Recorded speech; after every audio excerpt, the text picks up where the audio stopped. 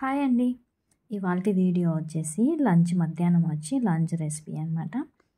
Beetroot తాలింపు 2 రకాలుగా చేశాను. అలాగే పెసరపప్పుతోటి పప్పు అయితే చేశాను. అదే పప్పు పులుసు అండి. చాలా బాగుంటుంది. ఒకసారి అయితే పూర్తిగా చూడండి.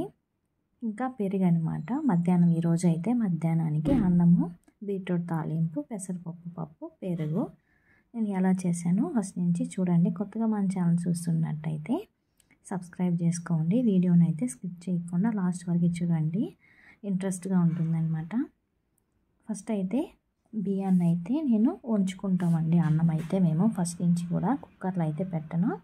10 నిమిషాలు వండక ముందు 10 నిమిషాల ముందు నానబెట్టేసుకుంటాను అనమాట. శుభ్రంగా 2-3 సార్లు కడిగేసి రైస్ని అయితే నానబెట్టి తర్వాత అయితే స్టవ్ పైన పెడతాను. అన్నం ఒక పక్క పెట్టిన తర్వాత ముందుగానే ఏం కర్రీ చేయాలో అనుకుంటాం కదా. ఈరోజు అయితే పప్పు చేస్తున్నాను అనమాట. ఈ 2 మంత్ ఈ వేసవికాలం పోయేంత వరకు కూడా నేను పప్పు అయితే కందిపప్పు వాడిన అనమాట. ఎక్కువగా పెసరపప్పే వాడుతూ ఉంటాను. ఎండలకైతే మంచిదని చెప్పి పెసరపప్పు వేసుకొని కుక్కర్లోకి 2-3 సార్లు శుభ్రంగా కడిగేసి మన కారానికి తగ్గట్టు పచ్చిమిర్చిని అయితే ఇక్కడ తుంచి వేసుకుంటున్నాను. త్వరగా కుక్ అవుతుంది. మనకి రుద్దేటప్పుడు కూడా ఎక్కువ మిర్చి తగలకుండా ఉంటుందన్నమాట. అలా తుంచి వేసుకోవడం వల్ల పప్పులోకి కొంచెం కారం కూడా పడుతుంది. పెసరపప్పు కొంచెం తీయగా ఉంటుంది కాబట్టి కొంచెం ఎక్కువే వేసుకున్నాను పచ్చిమిర్చి. ఒక 7-8 దాకా పచ్చిమిర్చి వేసుకున్నాను. ఒక 4 అయితే టమాటాలను ఇలా కట్ చేసి వేసుకుంటున్నాను. అయితే ఇక్కడ మనం టమాటాలు అంటున్నాం కదా, మేమైతే మా ఊరి సైడు ఎక్కువగా తక్కాలి అని అంటామన్నమాట. మేమైతే తమిళనాడు బోర్డర్ అనమాట. అందుకని మా ఊరి సైడు ఎక్కువ తక్కాలి అనేవాళ్ళం. కొంచెం బయట వచ్చిన తర్వాత షాప్ దగ్గరికి వెళ్ళినప్పుడు టక్కుమని 1-2 సార్లు అయితే ఫస్ట్లో అలానే వచ్చేది. వాళ్ళు అడిగేవాళ్ళు అనమాట, మీరు తమిళనాడా అని చెప్పి. వీళ్ళకి ఎలా తెలుసు అబ్బా మనకు తమిళనాడు అనేసి అనిపించేది. తర్వాత అనిపించింది తక్కాలని తమిళనాడు సైడ్ అంటారు, ఆంధ్ర సైడ్ అయితే టమాటానే అంటారు అన్నట్టు అనిపించింది అనమాట. ఇక్కడ టమాటాలు కట్ చేసుకున్న తర్వాత రుచికి సరిపడా ఉప్పు, కొంచెం పసుపు వేసి కొంచెం పులుపుకి తగ్గట్టు మనం ఆల్రెడీ టమాటాలు వేసాం కాబట్టి కొద్దిగా అయితే చింతపండు వేసుకుంటున్నాను. ఒక 7-8 దాకా ఇలా వెల్లుల్లిని అయితే పొట్టు తీసి వేసుకోవాలి. పొట్టుతో కూడా వేస్తే పొట్టుగా ఉంటుందన్నమాట. ఇలా మనం వెల్లుల్లి వేసుకుంటున్నాం కదా, మేమైతే తెల్లగడ్డ అని అంటాము. మా ఫ్రెండ్ ఒక అమ్మాయి చిన్న ఉల్లిపాయ ఉంటే ఒకటి ఇవ్వ అన్నిట్టు అడిగిందనమాట. చిన్న ఉల్లిపాయ అంటే ఉల్లిపాయల్లో చిన్నవి అడుగుతుందేమో అని చిన్నవి వేరి ఒక 3-4 అయితే ఇచ్చాను. అక్క చిన్న ఉల్లిపాయలు అంటే ఇది కాదు, ఆనియన్ ఎందుకు ఇస్తున్నావు, చిన్న ఉల్లిపాయ ఇవ్వు అయింది. చిన్న ఉల్లిపాయ ఏంది, ఇంకేమంటారు చిన్న ఉల్లిపాయ అంటే తను అయింది వెల్లుల్లి అక్క మేము చిన్న ఉల్లిపాయ అంటాము. ఓ అలా కూడా అంటారా అన్నట్టు అనిపించింది అనమాట. మనందరము తెలుగే మాట్లాడినట్టు ఉంటుంది కానీ ఒక్కొక్క ప్రాంతాన్ని బట్టి పేర్లు ఒకే పదార్థాన్ని కూడా ప్లేస్ని బట్టి పేర్లు అయితే మారుతూ ఉన్నాయి అయితే తెలుసుకున్నాను. మనం అందరము కూడా తెలుగు వాళ్ళు అయినప్పటికీ కూడా తెలుసుకోవాల్సింది ఒక్కొక్క ప్రాంతాన్ని బట్టి పేర్లు అవి అయితే ఉంటాయన్నమాట. అదైతే అర్థమైంది. ఇక్కడ నేనైతే బీట్రూట్ తాలింపుకి అయితే ముందుగానే చిన్న ముక్కలుగా కట్ చేయకుండా బీట్రూట్ అలానే ఉడకపెట్టేసుకుంటాను. కాకపోతే ఇక్కడ 2 ముక్కలుగా కట్ చేశాను అనమాట. ఈరోజు అయితే 2 ముక్కలుగా కట్ చేసి ఉప్పు పసుపు వేసి అయితే ముందుగా అయితే ఉడకపెట్టేసుకుంటాను. తర్వాత పొట్టు తీసి ముక్కలుగా కట్ చేస్తాను అనమాట. ఈ వాటర్ అంతా ఇనికిపోయేంత వరకు అయితే ఉడకపెట్టేసుకుంటాను. అప్పుడు బీట్రూట్ బాగా ఉడికిపోతుంది. మనకి వంట చేసేటప్పుడు త్వరగా అయిపోతుంది అనమాట. అన్నీ కూడా ఒకేసారి ఇలా చేసేసుకోవడం వల్ల ఈజీగా అయిపోతుంది. చాలామంది అంటూ ఉంటారనమాట నన్ను, నువ్వు వంట ఎప్పుడు త్వరగా చేసేస్తావు 20 నిమిషాల్లో, ఎక్కువ ఐటమ్స్ కూడా 20 నిమిషాల్లో ఎలా చేసేస్తావు అన్నట్టు. ఇలానే అనమాట. అన్నం పెట్టేసుకొని ఒక పక్క కర్రీకి ప్రిపేర్ చేసుకొని తాలింపుకి అయితే పెట్టేసుకుంటే అయిపోతుంది అనమాట. ఇక్కడ 3-4 బర్నర్లు ఉన్నాయనే కాదండి, 2 బర్నర్లు ఉన్నా త్వరగా చేసేయచ్చు అనమాట.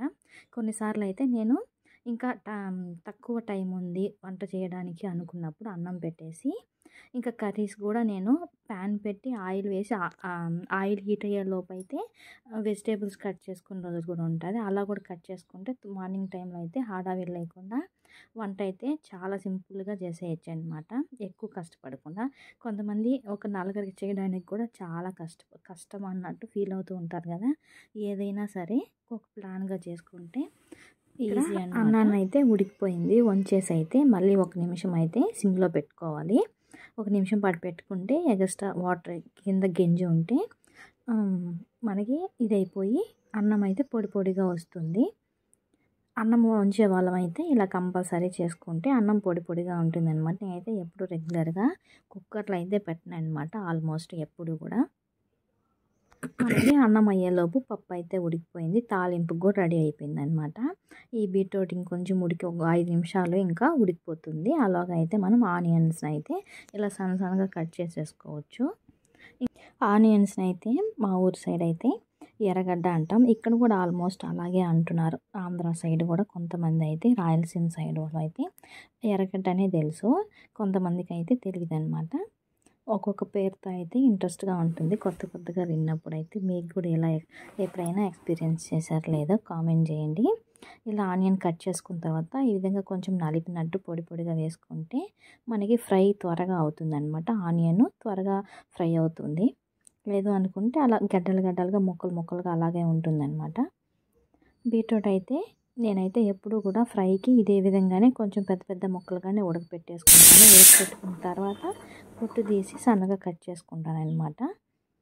ఇంకొంతమంది అయితే పొట్టు తీసేసి ఉడకపెట్టుకుంటారు, ఆవిరికి ఉడకపెట్టి ఫ్రై చేస్తారు. కొంతమంది తాలింపులోనే ఉడకపెట్టుకుంటారు. ఎలా అయినా చేసుకోవచ్చు, ఒకే టేస్ట్ వస్తుంది, మన టైంని అడ్జస్ట్ని బట్టి అనమాట. ఇక్కడ మనకి 3 ఉడికేలోపు అయితే పప్పు అలాగే రైస్ బీట్రూట్ కూడా ఉడికిపోతుంది.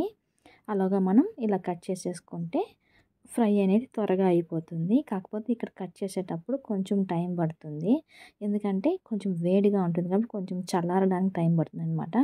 ఇలా పొట్టు తీసేటప్పుడు అయితే చాలా సాఫ్ట్గా వచ్చేస్తుంది, ఎందుకంటే బాగా ఉడికింది కాబట్టి బీట్రూట్ బాగా సాఫ్ట్గా వచ్చేస్తుంది అనమాట. ఇలా పొట్టు తీసేసి సన్నగా కట్ చేసుకుంటాను. ఒట్టి బీట్రూట్ ఫ్రైతోనే తినాలి అనుకున్నప్పుడు అయితే ఇలా ఉడకపెట్టకుండా నేనైతే పచ్చి బీట్రూట్ని సన్నగా తురిమేసి తాలింపు చేసేస్తాను అనమాట. అప్పుడు రసం పెట్టేసుకుంటే తాలింపులోకి అయితే అలా తాలింపు చేసుకుంటే బాగుంటుంది. కాకపోతే ఇక్కడ పప్పులోకి నంచుకోవడానికి తాలింపు కాబట్టి ఇలా ముక్కల కింద కట్ చేస్తున్నాను అనమాట. మనకి ఎలా బీట్రూట్ తాలింపు అయితే ఈ విధంగా కట్ చేసి చేసుకుంటే చాలా బాగుంటుంది. మీరు ఒకసారి ఇలా ముందుగా ఉడకపెట్టి బాయిల్ చేసి ఇలా ముక్కల కింద కట్ చేసి తాలింపు చేయండి, త్వరగా అయిపోతుంది మార్నింగ్ టైంలో అయితే.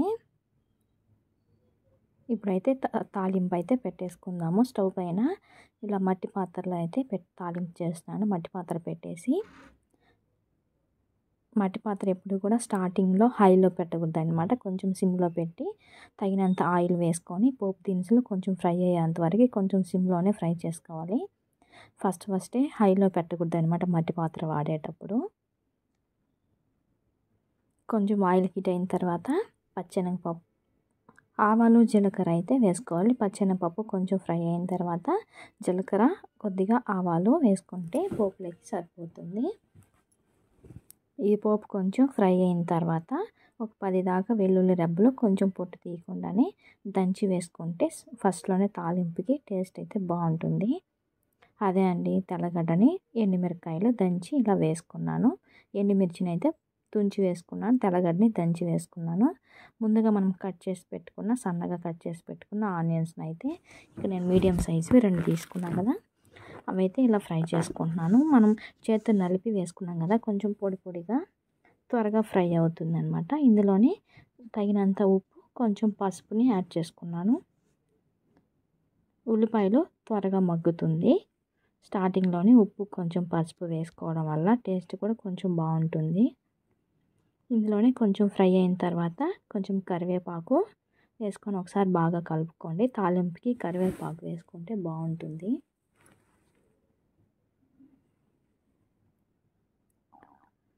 మనకి తాలింపు ఫ్రై అయ్యేలోపు పప్పు కూడా ఉడికిపోయిందనమాట.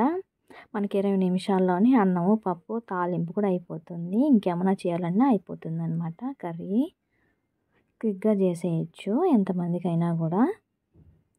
తాలింపు అయితే ఫ్రై అయింది కదా, ఇప్పుడు మనం కట్ చేసి పెట్టుకున్న బీట్రూట్ ముక్కలను అయితే యాడ్ చేసుకుంటున్నాము. యాడ్ చేసుకొని ఒక 10 నిమిషాలు కలుపుకుంటేనే రెడీ అయిపోతుంది మనకి తాలింపు అనేది. ఒకసారి బాగా కలిపేసుకోవాలి ఇవన్నీ కూడా. స్టవ్ని మీడియంతో సిమ్లోనే పెట్టుకోండి, హైలో పెట్టుకోవద్దు.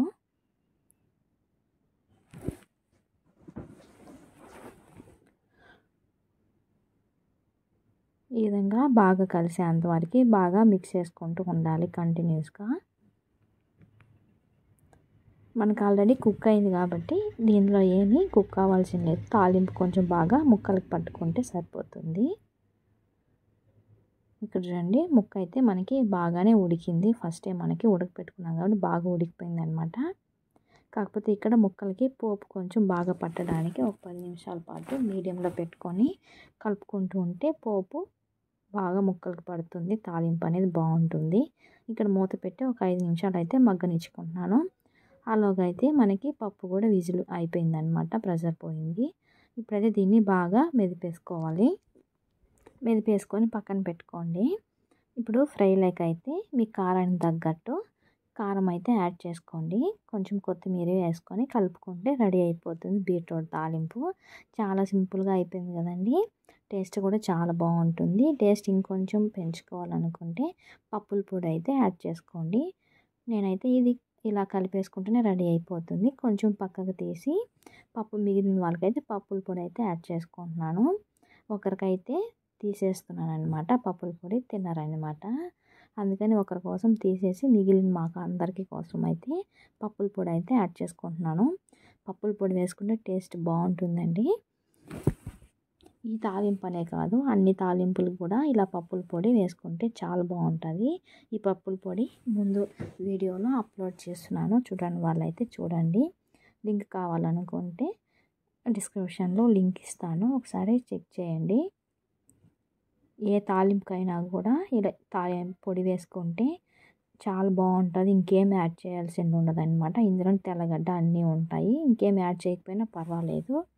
కారము ఇంకా అన్నీ ఉంటుందన్నమాట. ఇలా పొడి వేసుకొని మూత పెట్టి ఒక 5 నిమిషాలు పక్కన పెట్టేసుకుంటే రెడీ అయిపోతుంది. ఈలోగా మనము పప్పు రుద్ది పెట్టుకున్నాం కదా, పోపు అయితే పెట్టేసుకుందాము పప్పుల్స్కి. నేనైతే పప్పుకి ఇక్కడ ఎప్పుడు కూడా ఒడిమేసి తిరగబాత పెట్టుకుంటాము, చాలా బాగుంటుంది. ఈ వడియాలు అయితే ఇలా సమ్మర్ సీజన్లో, ఈ సీజన్లోనే ఆనియన్స్ని దంచి ఇలా వడియాలు పెట్టుకుంటాం అనమాట. ఇవి 1 ఇయర్ వరకు స్టోర్ చేసుకోవచ్చు. ఇవి పోయిన ఇయర్ పట్టిన వడియాలు ఇవి. పప్పులో కంపల్సరీ అయితే మేము ఇలా ఒడియంతోనే పోపు పెట్టుకుంటాము. మీ దగ్గర ఒడియం లేకపోతే ఆవాలు జీలకర్ర వేసుకొని ఇలా కొంచెం కరివేపాకు వేసి పోపు పెట్టుకోండి, బాగుంటుంది. ఇలా పోపు పెట్టుకున్న తర్వాత ఒకసారి పప్పు గుత్తితో రుద్దుకుంటే ఆ టేస్ట్ పప్పుకు బాగా పడుతుంది. పోపు ఒకసారి రుద్దేసి ఫైనల్గా కొంచెం కొత్తిమీర వేసుకొని ఒకసారి బాగా కలిపేసుకుంటే రెడీ అయిపోతుంది పప్పు కూడా. మనకి 20 నిమిషాల్లోపే అన్నము ఇంకా తాలింపు పప్పు కూడా రెడీ అయిపోయింది. చూడండి, ఇక తాలింపు 2 రకాలు చేసి కొంచెం ఎత్తి పెట్టాను కదా, అన్నము పప్పు తాలింపు అయితే రెడీ అయిపోయింది. ఈరోజు లంచ్ లేక అయితే ఇదే మా లంచ్. ఈరోజు మీరేం చేశారో లంచ్ కామెంట్ చేయండి. వీడియో నచ్చితే లైక్ ఇవ్వండి. కొత్తగా మన ఛానల్ చూస్తున్నట్టయితే సబ్స్క్రైబ్ చేసుకోండి. వీడియో ఎలా అనిపించిందో మర్చిపోకుండా కామెంట్ చేయండి. ఈరోజు అయితే మా లంచ్లోకి అన్నం, పెసరపప్పు, బీట్రూట్ తాలింపు, పెరుగు. Thank you for watching.